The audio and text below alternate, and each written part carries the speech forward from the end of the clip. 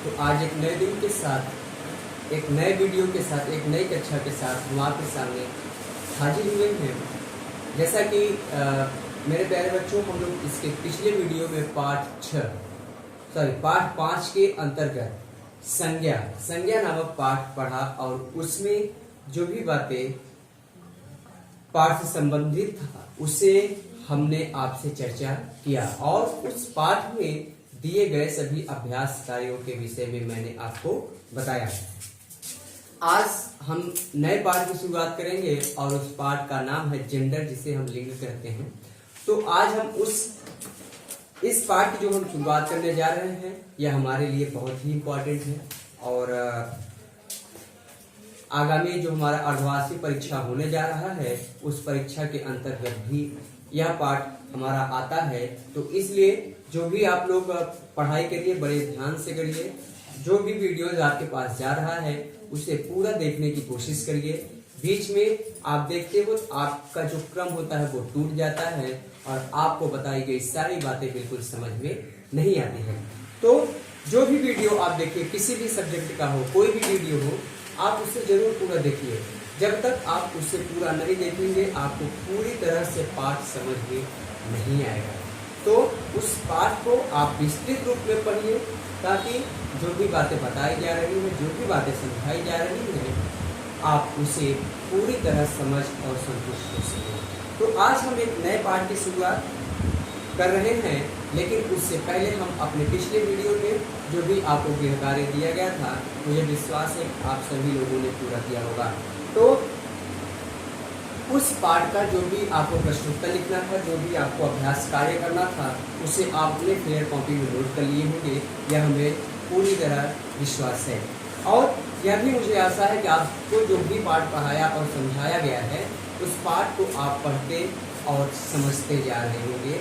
जहाँ भी आपको किसी भी प्रकार से परेशानी आती है, समस्या आती है, आप पिछले वीडियो में जाकर जरूर देखिए, आपकी सारी समस्याएं वहाँ पर दूर हो जाएंगी। तो आज चलिए हम अपने नए पाठ की शुरुआत करते हैं और आज का जो हमारा पाठ है पाठ 6 लिंग, जिसे हम जेंडर के नाम से जानते हैं। तो सभी के सामने किताब होनी चाहिए, जैसे कि पेज नंबर 36 पर यह हमारा पाठ 6 है। तो सबके सामने पेज नंबर 36 यानी 36 पेज नंबर खुल जाना चाहिए और उसमें जो पहला पैराग्राफ दिया गया है उसे मैं पढ़ता हूँ और उसे आप लोग ध्यान से देखते रहेंगे। पिछली गर्मियों में हमारा दल पर्वतारोहण के लिए गया। हमारे दल में थापा सर, विक्रांत, अभिनव, मैं और डॉक्टर शोभी, 5 पुरुष और वर्तिका, हेमा, नंदनी, 3 लड़कियां थी। सामान ढोने के लिए हमने 2 खच्चर भी ले गए थे। अब दिए गए वाक्यों में रंगीन शब्दों को ध्यान से पढ़िए। ये सभी रंगीन शब्द पुरुष या स्त्री होने का बोध करा रहे हैं। तो जैसा कि हम लोगों ने इस पाठ को पढ़ा, एक कोई दल जाता है, वह पर्वतारोहण के लिए जाता है। उस दल में कुछ पुरुष हैं और कुछ महिलाएं हैं। जो पुरुष और महिलाएं हैं वो आपको रंगीन शब्द यानी रंगीन अक्षरों में लिखा हुआ है। तो और उसके साथ साथ 2 खच्चर भी सामान ढोने के लिए ले जाया जा रहा है। यानी जो हमें पुरुष और स्त्री वहाँ जो पर्वतारोहण के लिए गए थे, ऐसे शब्दों को हम रंगीन यानी रंगीन शब्द अक्षरों में लिख रहे हैं और खच्चर को भी हम रंगीन में लिख रहे हैं। तो अब यही से हमारा पाठ की शुरुआत होती है। तो सबसे पहले हमारा आता है लिंग, जिसे हम जेंडर कहते हैं। तो शब्द के जिस रूप से स्त्री या पुरुष, स्त्री जाति या पुरुष जाति का बोध वो उसे लिंग कहते हैं। यानी ऐसे शब्द जिसमें स्त्री या पुरुष जाति का बोध हो उसे हम लिंग कहते हैं। अब लिंग के भेद, तो लिंग के हमारे 2 भेद, लिंग के हमारे 2 भेद हैं।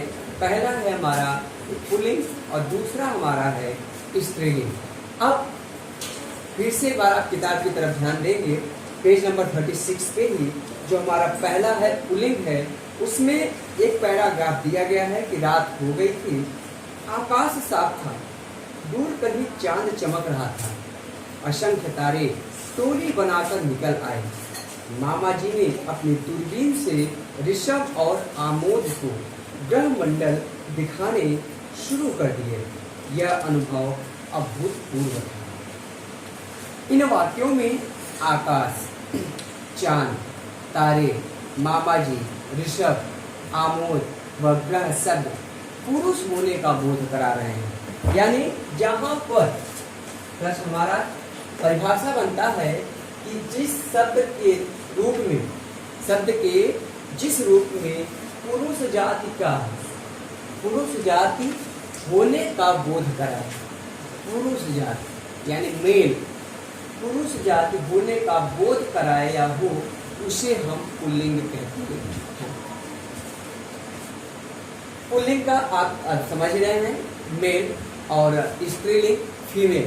तो शब्द के जिस रूप द्वारा पुरुष अथवा पुरुष जाति होने का बोध कराता है, उसे हम पुल्लिंग कहते हैं। जैसे भाई, चाचा, अध्यापक, कबूतर, मोर आदि। भाई आप जानते हैं मेल होता है, तो उसे चाहे कजिन हो चाहे रियल ब्रदर हो, वो हमारा भाई तो भाई होता है। तो यह हमारा जो होता है पुरुष जाति का बोध करा रहा है। चाचा भी पुरुष जाति का बोध हो रहा है। अध्यापक, अध्यापिका, अगर अध्यापिका होता तो यहाँ स्त्रीलिंग हो जाता है। अध्यापक है तो समूचे अध्यापक जो पुरुष जाति के अध्यापक है, उनका बोध करा रहा है। कबूतर हमारा पुरुष जाति के अंतर्गत आता है, यानी मादा है, नर है, तो इसे हम कबूतर। मोर या मोरनी होता तो यहाँ मादा जाति होती, फीमेल जाति होती या स्त्रीलिंग होता, इसलिए यह मोर जो हमारा है नर जाति यानी पुरुष जाति का है, इसलिए यह हमारा पुल्लिंग के अंतर्गत आता है। अब शब्द बनता है कि हम कैसे पहचाने कि कौन सा शब्द हमारा पुल्लिंग है और कौन सा शब्द हमारा स्त्रीलिंग है। तो पुल्लिंग शब्द की पहचान, पुल्लिंग शब्दों की पहचान और सदा पुल्लिंग में रहने वाले शब्द, इनके बारे में हम जानते हैं। हमारे सामने ढेर सारे शब्द रखे गए हैं। अब उन शब्दों में से हमें छांटना है कि कैसा शब्द पुल्लिंग होगा और कौन सा शब्द स्त्रीलिंग होगा। तो सदा पुल्लिंग में रहने वाले शब्दों की पहचान और सदा पुल्लिंग वाले शब्द। पहला हमारा था जैसे जिन शब्दों के पीछे आ, पन, अप आदि आए, आ, पन, अप आदि आए, वे शब्द हमारे पुल्लिंग होते हैं। जैसे दादा, दादा के अंत में हमारा आ छिपा हुआ है, तो शब्द के अंत में आ रहा है, इसलिए यह हमारा पुल्लिंग होगा। बचपन आप जानते ही है भाववाचक संज्ञा है, जैसा कि हमने अपने पिछले वीडियो में बताया था। बच्चा अगर हमारा है तो दूसरा, लेकिन बचपन जो हमारा है भाववाचक संज्ञा। बचपन, पन आ रहा है, तो यह हमारा पुल्लिंग शब्द है। लेखक, अक आ रहा है, लेखक। नर्तक में भी अक आ रहा है, तो ऐसे हमारे शब्द जिसके अंत में आ, पन, अक आए, वे हमारे शब्द पुल्लिंग शब्द होते हैं। महीनों के नाम जनवरी, फरवरी, चैत, वैशाख आदि। अब वो चाहे हिंदी का महीना हो या अंग्रेजी का महीना। अंग्रेजी के महीने में आपको जनवरी, फरवरी, मार्च, अप्रैल, मई, जून, जुलाई, अगस्त, सितंबर, अक्टूबर, नवंबर और दिसंबर, ये हमारे अंग्रेजी के महीनों के नाम है। और जो हिंदी महीनों का नाम है वह चैत से हमारा महीना स्टार्ट होता है। तो चैत, वैशाख, ज्येष्ठ, आषाढ़, सावन, भाद्रपद, क्वार, कार्तिक, अश्विन, पौष, माघ और फाल्गुन, ये हमारे हिंदी महीनों के नाम हैं। तो हमारा चाहे हिंदी का महीना हो और चाहे अंग्रेजी का महीना हो, वो हमारा सदा पुल्लिंग ही होता है। अब आता है हमारा पर्वतों के नाम। पर्वतों के नाम, कोई भी हमारा पर्वत है, जैसे हिमालय पर्वत, अरावली पर्वत, जो भी हमारे पर्वत के नाम है वह हमारा पुल्लिंग के अंतर्गत आता है। ग्रहों के नाम मंगल, बुध, बृहस्पति, शुक्र, शनि, वरुण आदि जो हमारे ग्रह। पृथ्वी एक ऐसी ग्रह पृथ्वी है जो वह हमारे स्त्रीलिंग के अंतर्गत आता है। नदियों के नाम जो होते हैं वो स्त्रीलिंग होता है, लेकिन इसमें जो ब्रह्मपुत्र नदी होता है वह हमारा पुल्लिंग होता है। तो जैसे ग्रहों के नाम मैंने आपको बताया। देशों के नाम में भारत, रूस, जापान, अमेरिका, पाकिस्तान जो भी हमारे देश हैं वो हमारे पुल्लिंग के अंतर्गत आते हैं। महासागरों के नाम प्रशांत महासागर, हिंद महासागर यानी जो भी हमारे महासागर हैं वह हमारे पुल्लिंग के अंतर्गत आते हैं। तो आपको कभी कंफ्यूजन नहीं होना चाहिए। मैं आपसे प्रश्न कर सकता हूँ कि इनमें से पुल्लिंग शब्द है। अब मैं आपको हिंद महासागर एक ऑप्शन है, अब बाकी 3 हम आपको स्त्रीलिंग का दे देंगे तो आपको पहचानना होगा, या पाकिस्तान हम आपको दे दें और 3 जो है आपको स्त्रीलिंग से दे दें तो उसमें से आपको पहचानना होगा कि इसमें से स्त्रीलिंग कौन है। अगला आता है हमारा राज्यों के नाम। तो हमारे राज्य जो है 29 है, तो उसमें से हम उत्तर प्रदेश, मध्य प्रदेश, कानपुर को ही लिया है। आगे जो भी हमारे राज्यों के नाम आते हैं वो सभी हमारे पुल्लिंग के ही अंतर्गत आते हैं। देवताओं के नाम ब्रह्मा, विष्णु, महेश आदि।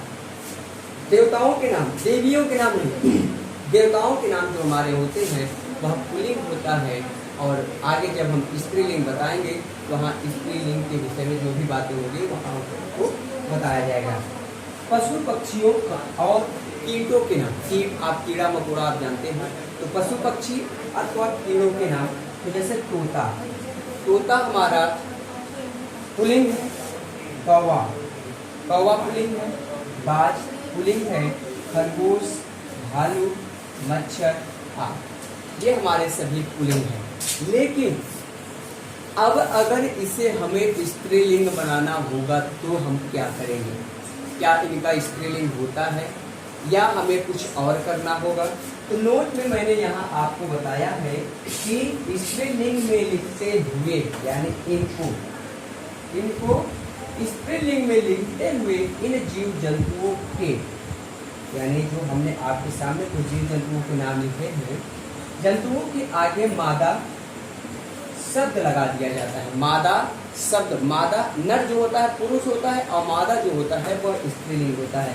तो मादा शब्द लगा दिया जाता है तो वह हमारा स्त्रीलिंग बन जाता है। अब जैसे मादा खरगोश, मादा मच्छर, मादा भालू आदि ये सभी हमारे, अगर हम शब्द के आगे मादा लगा देते हैं तो यह हमारा स्त्री जात के अंतर्गत आ जाएगा।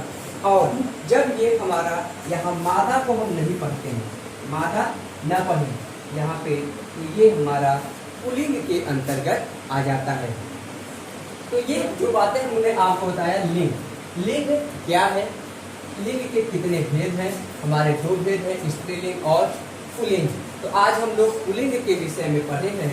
पुल्लिंग जिसे हमने आपको बताया शब्द के जिस रूप से पुरुष जाति होने का बोध हो उसे पुल्लिंग कहते हैं। जैसे भाई, चाचा, अध्यापक, कबूतर, मोर आदि ये हमारे सभी पुल्लिंग है। सदा पुल्लिंग में रहने वाले शब्दों की पहचान और पुल्लिंग ऐसे शब्द जैसे दादा, बचपन, लेखक, नर्तक आदि। महीनों के नामों को हमने आपको बताया, जनवरी, फरवरी, चैत, वैशाख, चाहे हिंदी का महीना हो चाहे अंग्रेजी का महीना हो वह हमारा पुल्लिंग होता है। पर्वतों के नाम हिमालय, अरावली आदि जो हमारा होता है वो सभी पुल्लिंग होता है। ग्रहों के नाम मंगल, बुध, बृहस्पति। देशों के नाम भारत, रूस, जापान, अमेरिका, पाकिस्तान, इंग्लैंड जो भी है वो सभी हमारे देशों के नाम पुल्लिंग के अंतर्गत आते हैं। महासागरों के नाम महासागर, हिंद महासागर, प्रशांत महासागर आदि जो भी हमारे महासागर हैं वो हमारा पुल्लिंग के ही अंतर्गत आता है। देवताओं के नाम ब्रह्मा, विष्णु, महेश और भी जो हमारे देवता हैं वो सब पुल्लिंग के अंतर्गत आते हैं। कीटों के नाम तोता, कौवा, बाज, खरगोश, भालू, मच्छर आदि जो हमारे हैं वह पुल्लिंग के अंतर्गत आता है। लेकिन अगर इनके नामों के आगे अगर हम मादा लगा देते हैं तो ये हमारे मादा यानी स्त्रीलिंग के अंतर्गत आ जाते हैं। तो आज हम इस पाठ के अंतर्गत मैं आपको सिर्फ पुल्लिंग जाति पुल्लिंग के विषय में ही बताऊंगा। अगली जो हमारी क्लास होगी वह स्त्रीलिंग पर होगा। स्त्रीलिंग किसे कहते हैं और स्त्रीलिंग को हम कैसे पहचाने, इनके बारे में हम आपसे चर्चा करेंगे। अपने सेहत का ख्याल रखिएगा। आज की कक्षा यही समाप्त होती है। धन्यवाद।